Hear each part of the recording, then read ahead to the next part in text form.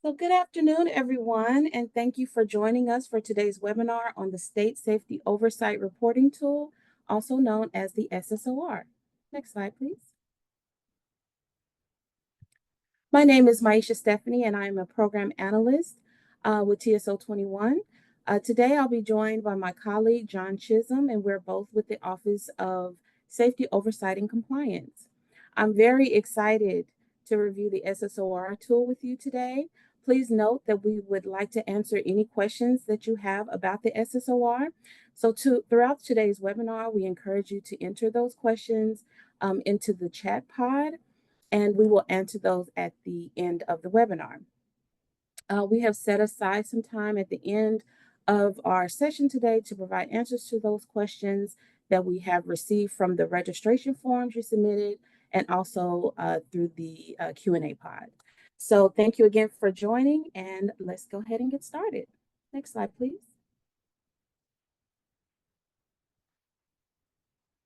So during today's webinar, we'll provide an overview of the SSOR and review its primary functions and benefits. We will also discuss new features that have been added to the system based on user experience and your feedback.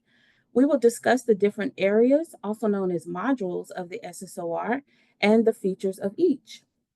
As we walk through each area, we will discuss known challenges that SSOA users have faced and guidance for the future.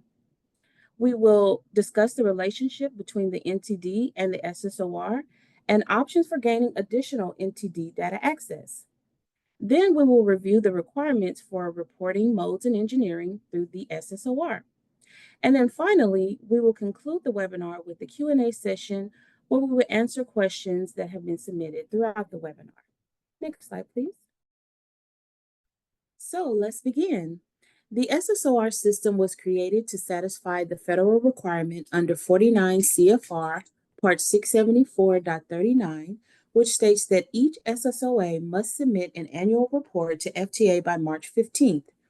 However, 49 CFR 16.19 states, in counting days includes Saturdays, Sundays, and holidays, but if a due date will fall on a Saturday, Sunday, or federal holiday, then the due date is the next federal working day. Therefore, annual reports are due by midnight, Monday, March 17th. The system serves as FTA's source for contact information, tracks program activities, and provides access to the most current and historical safety data for SSOAs and their respective rail transit agencies. The SSOR allows SSOAs to document their oversight activities throughout the year and is the system of record for the SSO program. Next slide, please. One benefit is improved data management in SSOR. Information entered and changed is tracked on the front and back end of the system. That means there is a record and information updates are tracked. The system is also built to guide users through data input and lets them know which pieces of information are required. This means the data is validated prior to the annual report submission and there are less errors. Another benefit is users and FTA have year-round access to critical safety data. The system is an active tool, so states have access to the system all year. And with the analysis portion of the site, they can easily export data into an Excel format, which we'll discuss later on in the webinar. The SSOR also reduces the reporting burden on the states. Not only does it bring information that it sees fit from the previous year and auto-populates it for the user, but it also imports data from NTD, which leads us to the next benefit on the list. SSOAs do not have to report event data to FTA separately from their RTAs as in the past. The SSOR pulls NTD events that are reported by the RTAs and displays them in SSOR for review and for the users to enter the investigative data they have conducted as part of their oversight. This reduces reporting burden and it also allows states to view what is being reported directly to FTA by their RTAs.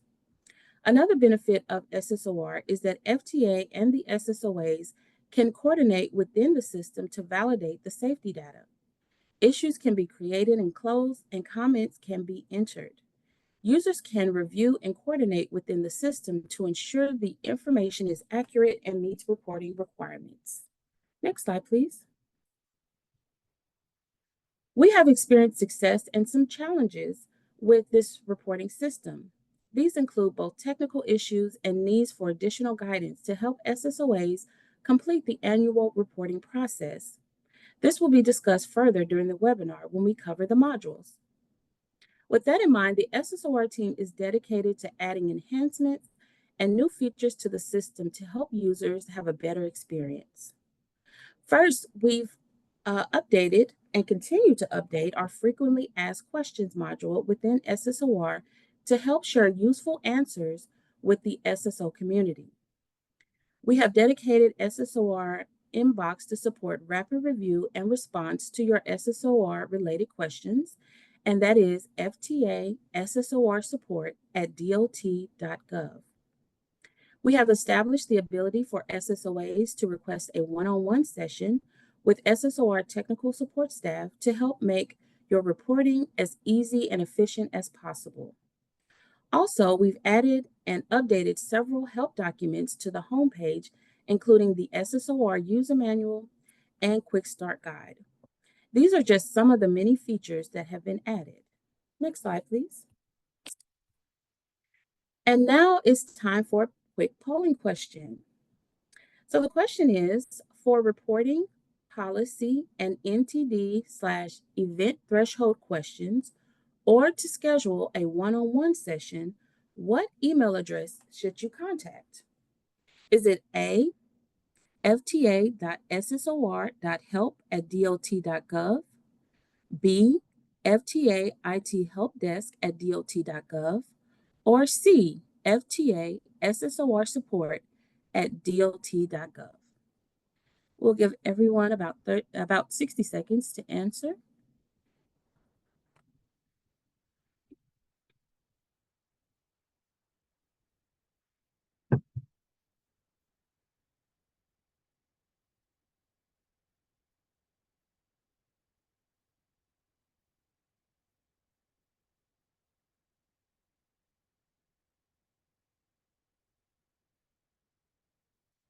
Okay, so let's move to the next slide and see what the correct answer is.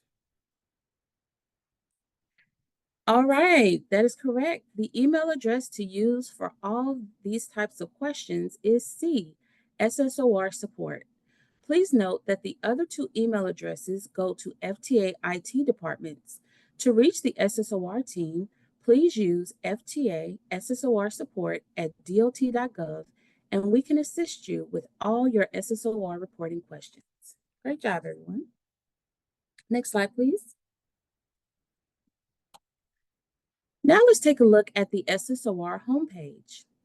This is the first selection on the banner at the top of your screen.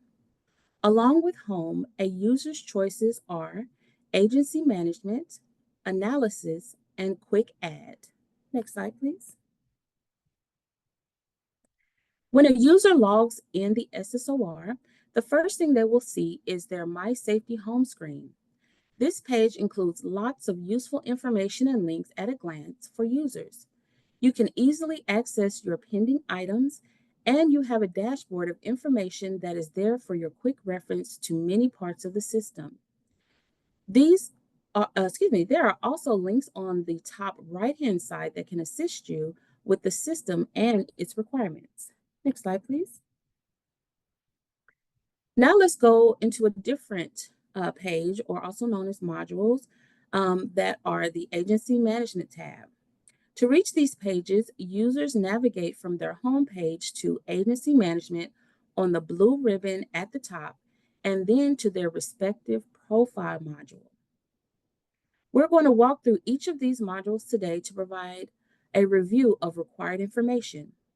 We will also identify key challenges that SSOAs have faced with each module and provide guidance to address known concerns. These challenges are items that we have seen through our ongoing coordination with SSOAs and through our annual reporting validation process. Next slide, please. Within each module, there are features that are created for ease of use and reference, and they are listed on this slide. We will provide screenshots of each of these features on the next few slides. There is a reporting year dropdown, an option to switch between viewing SSOA or RTA specific data for each page, a comment section where users can enter comments and tag other SSOR users within each module, and filters that are available for certain pages to narrow down module data by specific data points. Next slide, please. On each page, there is a drop-down option to toggle between different reporting years.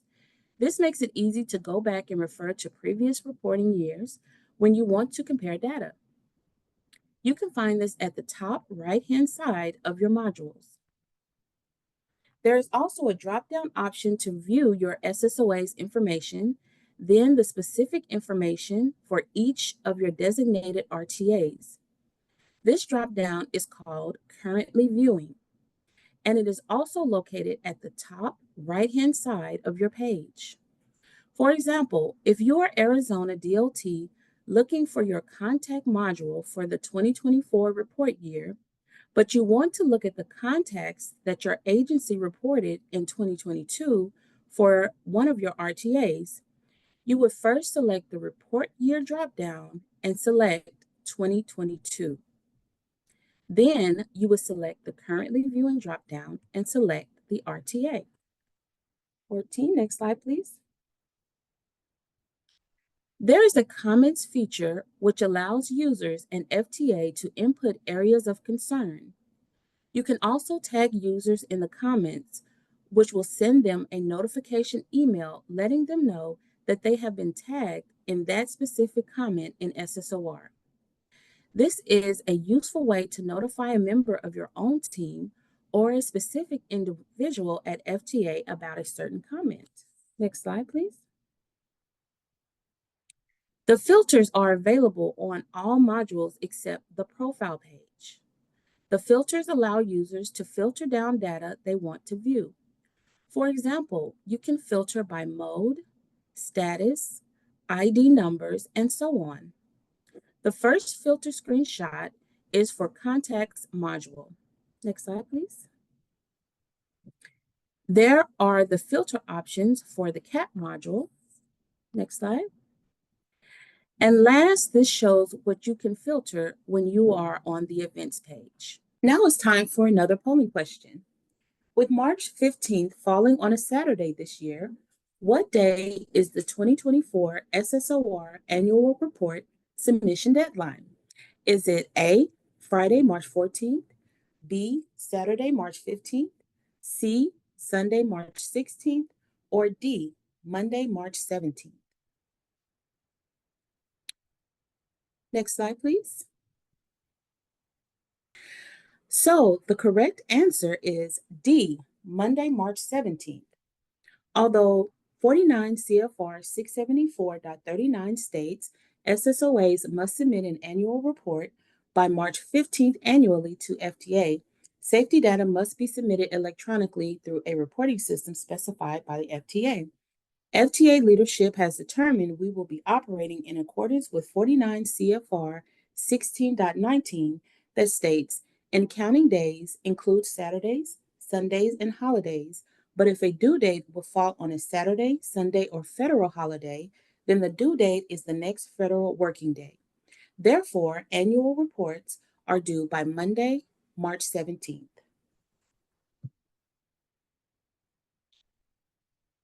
Okay, now let's get into the specific modules themselves. Starting with the profile page, which includes all the information about the SSOA's general contact location and oversight activity. The profile page for an SSOA will include information on the safety meetings and briefings that were conducted during the reporting year. It will also include any updates to the agency's authority. The profile page is also where users upload the required documents for the annual report. This module is where an SSOA can upload additional documents that are requested by FTA for further review. Next slide, please. One challenge that FTA identified with this module is that some SSOAs do not upload the correct document for the annual safety status report to the Board of Directors, FTA, and the Governor. Many SSOAs only include the annual safety status report itself, but what FTA requires here is in the document section is the record of the transmission of the report to these three entities. Next slide, please. FTA requires the following documents from the SSOAs annually: the annual safety status report to the Board of Directors or equivalent entity, the annual safety status report to FTA, annual safety status to the Governor, annual spend plan for the reporting year, certificate of compliance, organizational chart, program standard, and a technical training plan. You are required to upload these to SSOR before you can submit your final annual report. FTA may request additional documents that are not on this list. You can go to your SSOA's current reporting year and upload your file by choosing the Other document option. Next slide, please. Next, let's review the RTA profile in SSOR. This module is similar to the SSOA profile, except the modes and engineering data field. Documents required for this module include the Public Transportation Agency Safety Plan and the Public Transportation Agency Safety Plan Approval Letter. A document that is not required but should be submitted if applicable is the FRA waiver. Next slide, please. Some SSOAs had questions about what constitutes a new mode in engineering and when they should enter this in SSOR. Modes in engineering will be discussed at length with John Chisholm later in this presentation. We acknowledge some users have had questions about modes, and we hope to clarify what is required in this webinar. Next slide. So now let's move on to the contacts page. You can enter contact information into the SSOR for SSOA employees, RTA employees, and contractors. The contacts that are part of the SSOA are relevant contractors must also enter their hours worked for the previous year as part of the annual report. This information provides FTA with your safety oversight level of effort. Please note that if a contact is current or if the end date is left to as present, then that contact will be brought over to the next reporting year and auto-populated for you in SSOR. Next slide, please. One challenge noted in validation was SSOAs and RTAs not having a single contact with a primary phone number filled in. In the contact section of SSOR, every SSOA and RTA needs at least one person to have a phone number listed.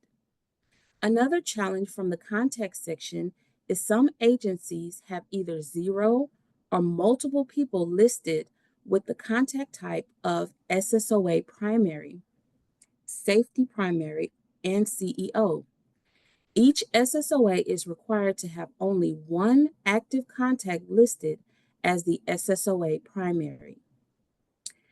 And every RTA must have only one person as the safety primary and as the CEO. Next slide, please. Our next SSOR module is corrective action plans. The tool captures the information on the screen and provides the CAP status based on the proposed implementation date you enter for each CAP. Next slide. One challenge with corrective action plans we have discovered during validation is that when CAPs are marked as closed, but their implementation has not yet been verified. When closing CAPs in SSOR, we ask that you either confirm the CAP has been implemented by checking the box under Implementation Verified, or if its status has not yet been verified, provide an explanation stating the CAP's current status in the field issues preventing resolution. Another challenge we noted is dealing with CAPs that are open and have become overdue. Your CAP status automatically updates in SSOR based on what you entered into the proposed implementation date field for the CAP. Once a CAP becomes open overdue, FTA will look and ask, what are the issues preventing resolution? Please be sure to update your CAPs in SSOR, and if a CAP requires an extension, if you have approved a new proposed implementation date, please be sure to change that date in SSOR. Changes you make to your CAPs will be stored in a change log in the system. Next slide, please. The next module we will review is the SSO Triennial Audit of the RTAs, also known as STARS. This is where you can enter audits that were conducted in the current reporting year, issues that were found, number of findings, and the final audit report. Next slide, please. We found that some SSOAs did not upload the correct number of CAPs that matched their number of findings from the triennial audit. When creating new CAPs, first make sure you select the corresponding source type. Then ensure you find and select the correct audit, review, or event. This will link the CAP to the appropriate record in the SSOR system. Next slide. The next module is Internal Safety Review. This page captures audits of the SSOA and should include the data field seen on this slide. Please note your number of findings and reviewed areas. Next slide. Similar to what we noticed with triennial audits, sometimes users did not link all necessary corrective action plans to the Internal Safety Review record. If there are CAPs that stemmed from an internal safety review as noted in the report document, we ask that you enter those new CAPs into SSOR and select the corresponding review record as the source. Next slide, please. So now let's move on to the events module. The event module is an important part of the SSOR. The SSOR's integration of NTD event data has greatly reduced the reporting burden placed on SSOAs in the past. SSOAs no longer report events to FTA. This information comes from the NTD. So, when one of your RTAs submits an event record in the NTD, SSOR checks to see if that event meets one of the SSO investigation thresholds. If it does, the event gets pulled into SSOR as a read-only data. At that point, SSOAs can review the event data, and upon completion of the associated investigation, they can report the probable cause for the event in SSOR. As an SSOA user, if you notice that the information you see for an event does not agree with what your records say, what should you do? You need to contact the RTA to find out why they have reported something to the NTD that doesn't match the information you have. Reporting mistakes do happen. If the RTA made an error in their NTD report, they can simply revise the NTD event record and resubmit it. The event data in SSOR will be updated to reflect the revised data that the RTA submitted to the NTD. Next slide, please. So as I mentioned, the event module includes read-only information that is imported from NTD and also includes several fields that require input from the state.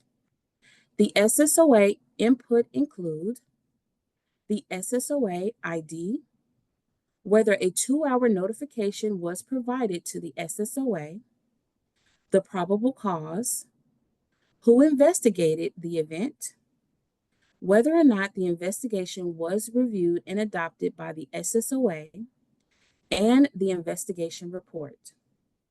Please note that beginning January 1st, 2025, new event thresholds for SSOR are in place in concurrence with the new changes to Part 674. These changes will not impact the 2024 annual report and thus will not be covered extensively in this webinar. These new event threshold changes will appear in SSOR beginning with the 2025 report year. If you have any specific questions regarding the 2025 annual report, please do not hesitate to reach out to our team.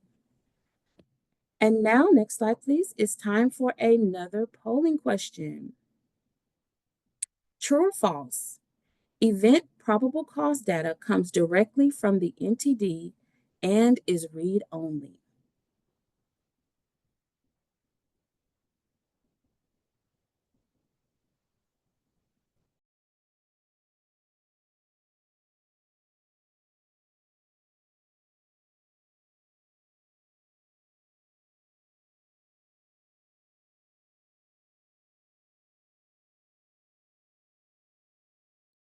Okay, we're going to give about 5 more seconds. All right, next slide, please. That statement is false. SSOAs input the probable cause for events in SSOR. This is FTA's source of accident causal information for the public transit industry. And we have the majority of people got that right. Okay, we have another polling question. Next slide, please.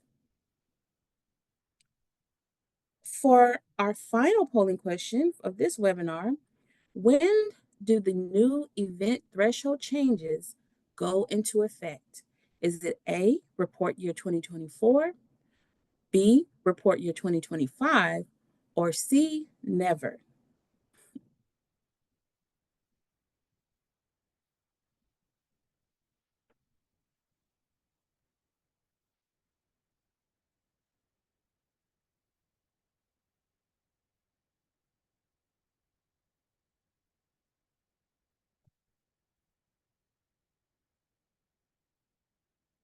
Okay, about 5 more seconds.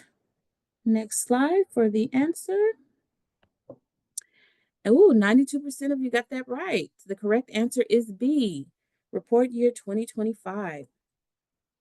The updates to Part 674 took effect on January 1st, 2025, which includes new thresholds dictating which events will get pulled into SSOR. Therefore, the changes will begin to impact the 2025 SSOR annual report. You can expect to see these changes when you switch to the 2025 report year in SSOR. We will, of course, discuss this in detail during next year's webinar. Next slide, please.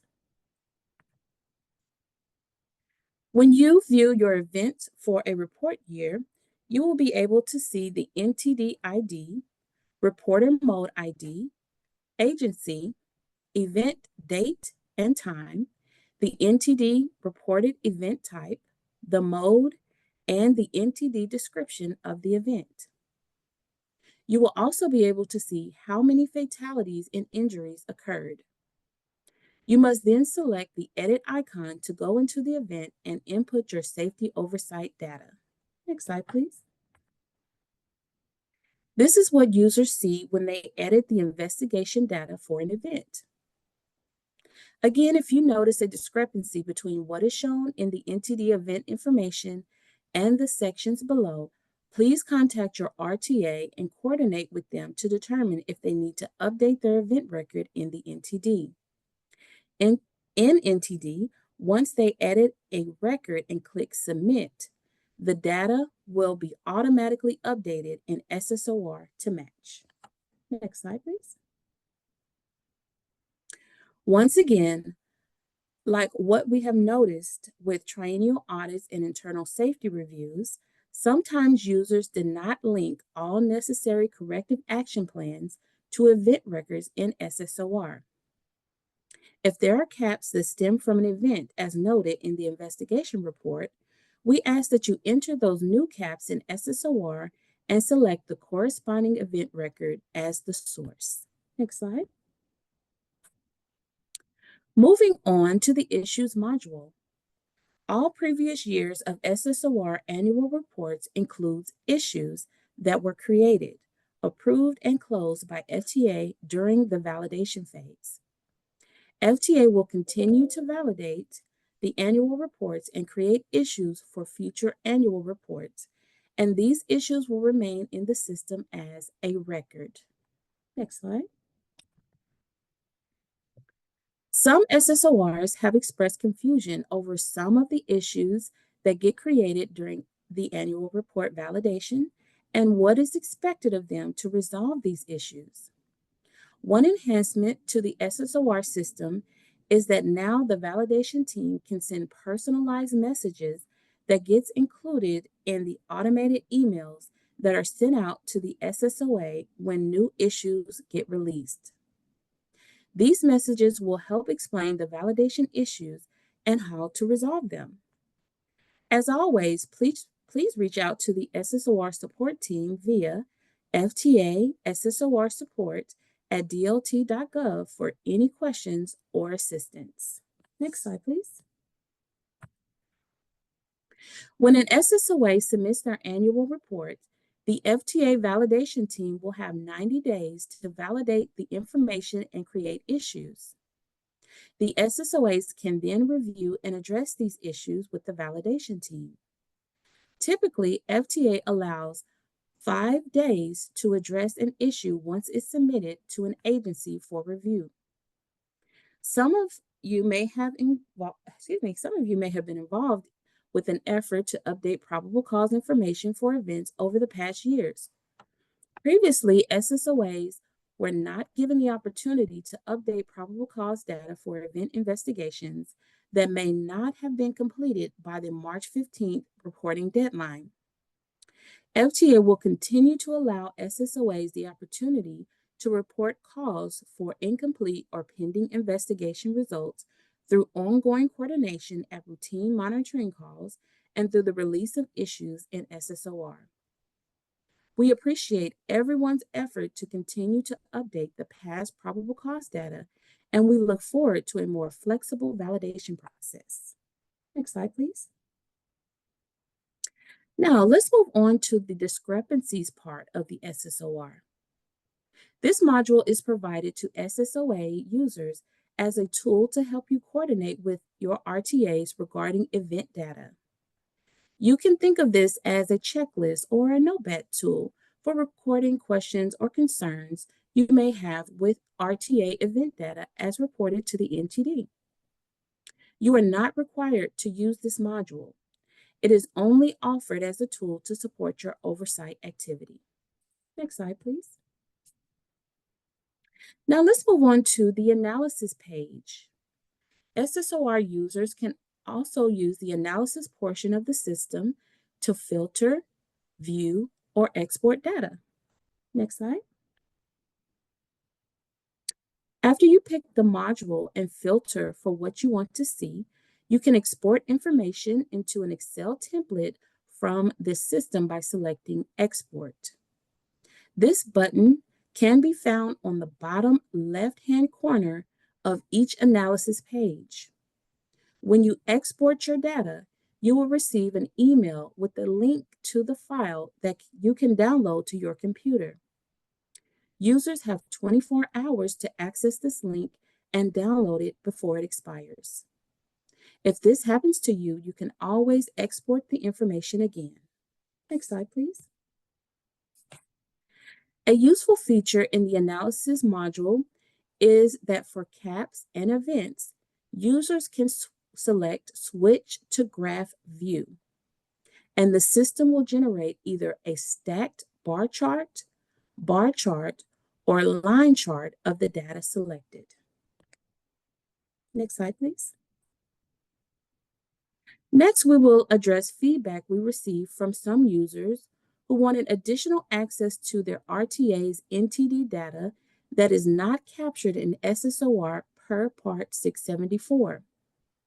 Some SSOAs have found it useful to coordinate with their RTAs to establish NTD safety viewer accounts in NTD that would allow an SSOA user to view all of the safety data that the RTA is reporting to the NTD. This can be generated to SSOAs by the respective RTA NTD user manager. Please reach out to your RTA's NTD user manager, and if you are not sure who that is, please reach out to me directly and we can help. Now that we have provided an overview of the SSOR and discussed NTD data, I would like to pass it over to my colleague, John Chisholm, who will provide more information on the modes and engineering section of the report that was mentioned earlier. John? Thank you, Maisha. Hello, everyone, and Happy New Year. I'm John Chisholm, Program Manager with FTA's Office of Safety Oversight and Compliance, Safety Oversight Division. Over the next few slides, we will discuss the collection of modes and engineering data in SSOR, review why FTA captures this information, provide examples of modes and engineering. Then we'll take a look at some screenshots from SSOR. As noted earlier, SSOAs can report modes and engineering to FTA through their RTA's profile. This information allows FTA to establish a complete record of the modal systems overseen by SSOAs under Part 674 and support the SSO apportionment formula by ensuring that each SSOA's calculation includes all the modal systems that the SSOA oversees. Next slide, please. Now, what does FTA mean by modes and engineering?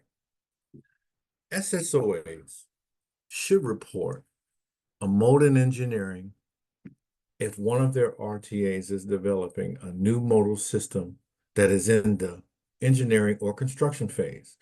The definition for the engineering or construction phase is completing significant design work, refining project scope and cost estimates, preparing construction documents, and securing local funding commitments.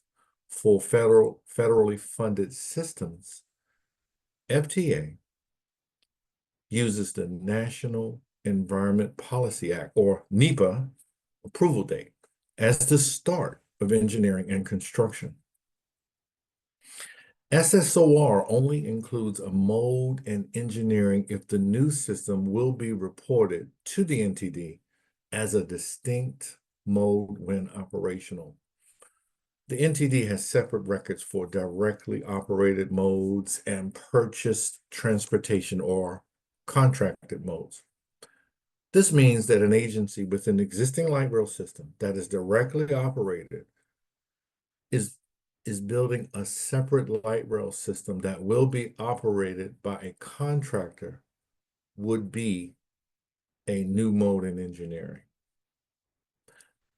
This is because the NTD will capture this service in a separate modal record as purchased transportation. Let's look at 3 examples. Next slide, please. Example 1. We have an RTA that operates light rail. They are now building a new streetcar system. Once the streetcar is operational, its service and safety data will be reported to the NTD under a new mode, streetcar or SR. This means you should report this as a mode in engineering in SSOR. Next slide, please. Example 2. We have an RTA that operates both heavy rail and light rail. Now they are building a new second light rail system that will be operated by a contractor This means that once the new light rail system is operational, its service and safety data will be reported under a new mode in the NTD, Light Rail Purchase Transportation, or LR/PT. This means you should report this new light rail system as a mode in engineering in SSOR. Next slide, please. Example 3, we have an RTA that operates light rail. They are now extending the line several miles. Once the new extension is operational, the service will still be reported under the light rail mode in NTD. This means you should not report this as a mode in engineering in SSOR. Keep in mind that when you submit a mode in engineering in SSOR, FTA's SSOR team will get a notification and will begin the process of reviewing the information to confirm that the project will result in a new mode of service in the NTD. Upon completion of a 2-level approval process, the submission will be approved in SSOR, and the mode in engineering will display on your RTA's profile. Next slide, please. We also want to cover what SSOAs should not report as a mode in engineering. Modes in engineering do not include other capital projects that are not creating a new mode of transit service in the NTD. This means you would not report a mode in engineering if an RTA is building an extension to an existing light rail, to an existing rail line, or other capital projects like rehabilitation projects, equipment replacement, or any other project that will not add a new mode of service. Next slide, please. Next, let's look at a few screenshots. I'll discuss how to report a new mode in engineering in SSOR. Keep in mind that all known modes in engineering are already in SSOR, and you do not need to re-report them. You would only need to report a mode in engineering for a new modal system not already in SSOR. To start, you would go to the appropriate RTA profile page and click Edit.